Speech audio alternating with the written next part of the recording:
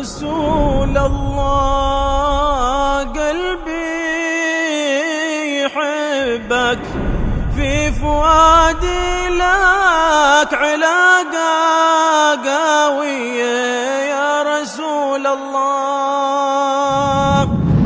Pernah satu ketika ada seseorang bertanya kepada Rasulullah, "Ya Rasulullah, man hum a'dhamun nasi haqqan?"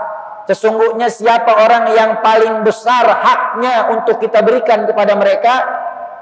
Kata baginda Rasul Nabi Muhammad SAW, dari seorang laki-laki maka hak yang paling besar untuk dia berikan adalah hak ibunya. Sekalipun seorang laki-laki itu telah menikah, memiliki istri, memiliki keluarga, maka dari orang laki-laki hak yang wajib untuk dia berikan dan lebih besar untuk dia serahkan adalah hak terhadap ibunya dan orang tuanya.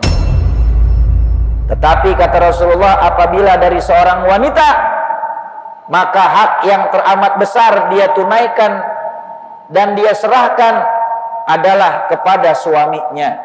Sekalipun seorang wanita itu masih memiliki orang tua kandung masih hidup, tetap seorang istri setelah dia akad nikah, setelah dia memiliki suami, maka dia punya hak yang teramat besar untuk dia tunaikan kepada suaminya, melebihi daripada kedua orang tua kandungnya sendiri. Ada pesan baginda Rasul Nabi Muhammad SAW di dalam hadis yang termaktub di dalam kitab An-Nasaihu Diniyah wal Wasayal Imaniyah yang dikarang oleh Al-Imam Sahibur Ratib Qutbil Irsyad wa Gauthil Ibad wal Bilad Al-Habib Abdullah bin Ali Al-Haddad. Kata baginda Rasul Nabi Muhammad SAW, seandainya boleh manusia bersujud kepada manusia, seandainya diperbolehkan makhluk bersujud kepada makhluk, maka niscaya aku akan perintahkan istri untuk bersujud kepada suaminya, kata baginda Nabi Muhammad SAW. Ini hadis juga diterangkan di dalam kitab Syarah Uqudul Ujain fi Bayani Huquqi Zaujain yang dikarang oleh Imam Nawawi, yang menjelaskan tentang bagaimana hak-hak dan kewajiban suami dan istri di dalam rumah tangga. Jadi jelas betapa dahsyatnya, betapa pentingnya, betapa besarnya hak istri yang harus dia berikan kepada suaminya. Oleh sebab itu, ayyuhal hadirin, sampaikan pesan ini kepada istri-istri di rumah, beri kepahaman kepada mereka, dan siapa saja orang perempuan ataupun wanita, istri yang mendengar nasihat ini melalui pengeras suara, maka segeralah bertobat kepada Allah Subhanahu wa taala dan jalankan apa yang diperintahkan oleh baginda Rasul Nabi Muhammad SAW.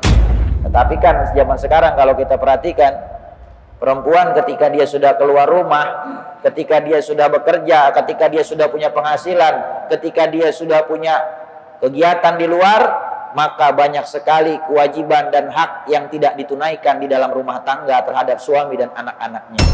Bahkan kalau gajinya lebih besar dari suami, maka cenderung menghinakan dan merendahkan suaminya, bahkan suaminya tidak dipandang lagi oleh istrinya. Na'udzubillah min dzalik. Maka sebab itu Rasulullah SAW menegaskan pada saat Rasulullah SAW berangkat Isra wal Mi'raj bersama dengan malaikat Jibril, ketika diperlihatkan bagaimana isi neraka, kata baginda Nabi Muhammad, faraitu aktsaru ahluha an-nisa. Pada saat aku lihat neraka, aku dapati di dalamnya kebanyakan isinya adalah wong wadon, perempuan. Kebanyakan isinya perempuan di neraka. Perempuan yang seperti apa? Perempuan-perempuan yang mereka durhaka terhadap suami, dan mereka perempuan-perempuan yang durhaka kepada Allah Subhanahu wa taala. Kalau seandainya kita berumah tangga mengikuti rumah tangga baginda Rasul Nabi Muhammad, maka insya Allah rumah tangga akan selalu menjadi rumah tangga yang penuh dengan kebahagiaan. Bukan cuma bahagia di dunia, tapi juga bahagia di akhirat. Makanya istri kalau mau ngalap ridhonya suami, dengan dia baktinya sama suami, memberikan haknya suami dan anak-anak di rumah, maka itu menjadi kunci sorga yang paling mudah buat mendapatkan sorganya Allah Subhanahu wa ta'ala.